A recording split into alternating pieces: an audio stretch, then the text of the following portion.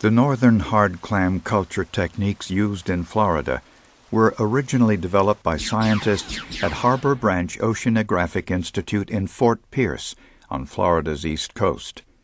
Experts there are now looking at other clam species which could be commercially harvested. The species that we're examining right now is the sunray Venus clam, Macrocallista nimbosa. This clam is a local species, and it was commercially fished years ago in Florida.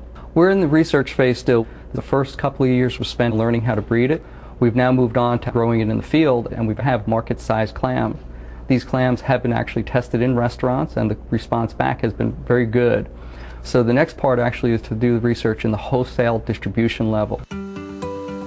Experts at Harbor Branch's Aquaculture Development Park are perfecting techniques for raising everything from conch to tropical fish. In a study done in conjunction with the U.S. Department of Agriculture Agricultural Research Service, scientists are studying ways to make the raising of pompano for food consumption more economically viable. While freshwater fish aquaculture has been around for a while, only a few marine fish have been raised commercially in the United States. Marine fish in general is probably the most up-and-coming area of aquaculture. One of the things that make it more difficult to raise marine fish from an egg is that in their early stages, the larvae require live feeds which need to be grown. These are pompano larvae that are hatching right now, starting at day 2 through approximately day 17 or so until they're metamorphosed and change into a juvenile fish requires live feeds. So you have to culture the live feeds, care for them as you would the larva, and so that adds an extra dimension to the whole scenario of growing fish. So it's much more difficult. Most freshwater fish that are commercially cultured, they don't require live feed organisms. They'll feed on dry feeds. Once the pompano reach a certain size, they too are ready to be fed commercially available fish meal. It's very important that we find replacements for fish meal and fish oil because we don't want to be taking a lot of fish out of the ocean to feed fish on land. A 2006 UN report estimates that 35% of the world's fish meal is used for aquaculture, leading some to criticize the industry for adding further pressure to wild fish stocks. Experts with the Agricultural Research Service are currently evaluating 8 alternative feed ingredients for pompano. We have had quite a bit of success with some soy products. Other things that we've been focusing on a lot are byproducts of other industries. And one where we have an abundance of material that isn't being utilized as well as it could be is from the poultry processing industry. Cost is a big deal. We think we can substantially reduce the cost of feed, also by tailoring the feeds to meet the animal's requirement as closely as possible. We can make the animal more efficient, which reduces any waste discharge to the environment.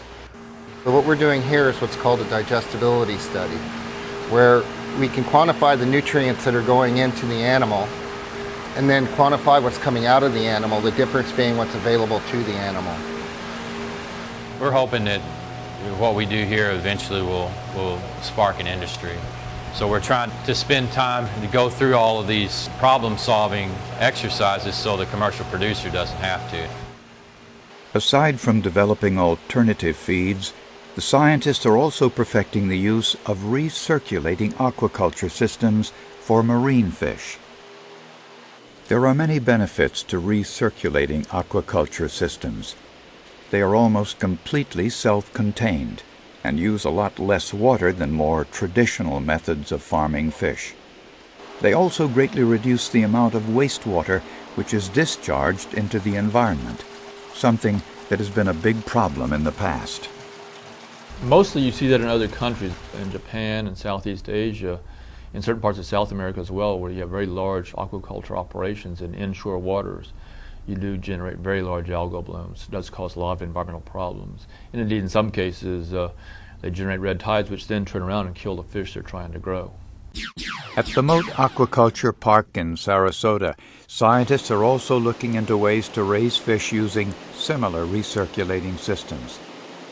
We are located 20 miles away from the ocean. The facility makes its own seawater, which then is used over and over after going through a filtration process to remove the fish waste and leftover food particles. Recirculating aquaculture is using different types of filtration systems to take that water that's flowing out of the tank and clean it up so that you can bring it right back into the tank. And we do that using a whole series of different types of filters, everything from what we call mechanical filtration, where we remove the solids out of the water, to biofiltration, where we remove the dissolved waste products that go into the water.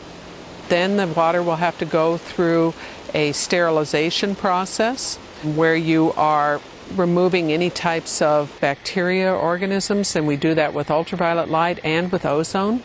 And finally, we're going to remove carbon dioxide and replace it with oxygen. Experts at USDA, Harbor Branch Oceanographic Institute, and Moat Marine Laboratory are also developing techniques to raise pompano in lower salinity water, which would make it easier and more cost-effective to raise these fish inland. The goal of this technology is to be able to place a farm anywhere in the country. Many people in agriculture are interested in diversifying from corn production or wheat production and also incorporate fish production within those operations. And it's a perfect linkage because you have the fish that are being produced through aquaculture and you have high nutrient water coming out of those fish production environments that then can be used to fertilize plant crops. Recirculating systems aren't just to grow fish for food production.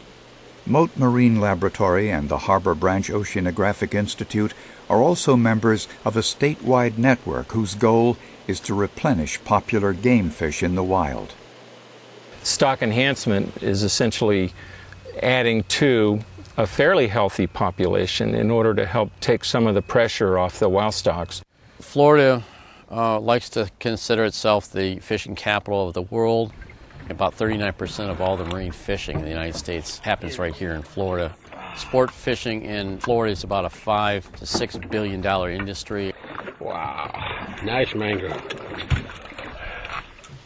The Stock Enhancement Program is overseen by the Florida Fish and Wildlife Conservation Commission. It is a partnership between the FWC and several private and non-profit organizations. FWC scientists have been rearing redfish, also known as red drum, at the Stock Enhancement Research Facility in Port Manatee since 1988. For years, the popular sport fish were entirely raised in ponds, but now the program is transitioning to recirculating technology. Recirculating facilities use only 10% of the water a pond requires, and they only take up a tenth of the space. 145, 168.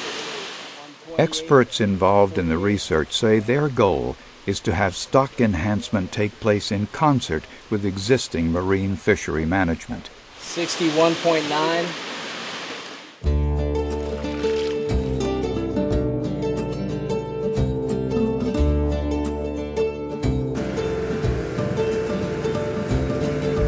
Between 1988 and 2004, more than 6 million juvenile redfish have been released in various areas across the state.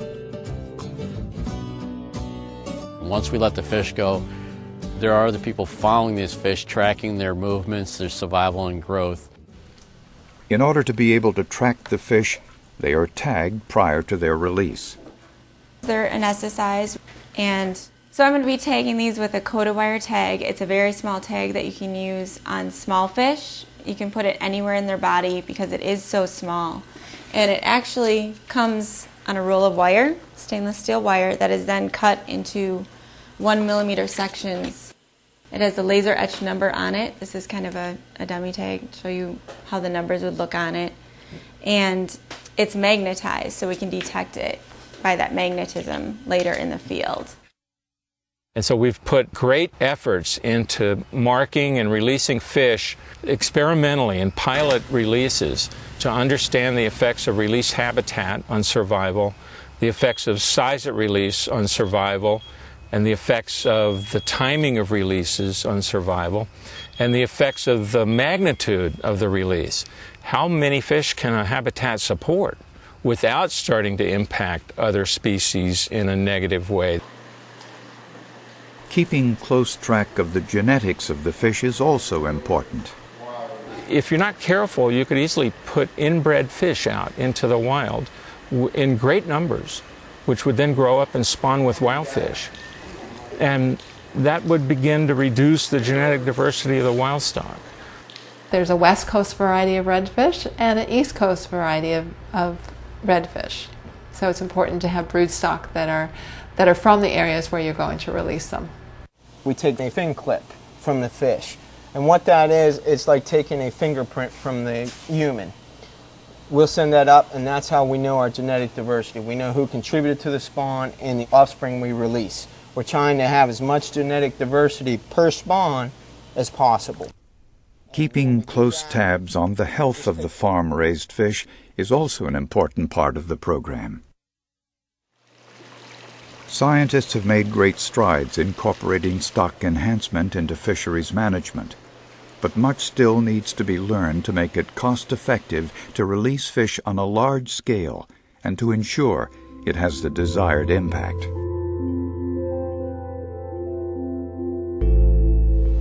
Marine aquaculture, or mariculture, has come a long way since its inception. 6-some-odd billion of us on the planet love seafood. I believe it's the way of the future.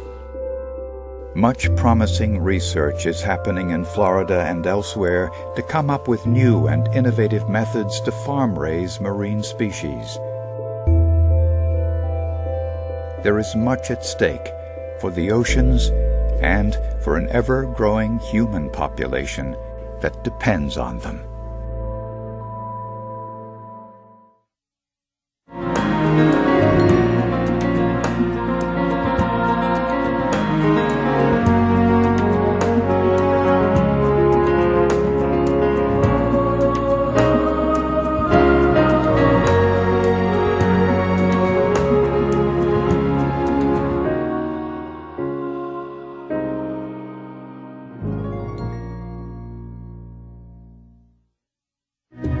Major funding for this program was provided by the Batchelor Foundation, encouraging people to preserve and protect America's underwater resources.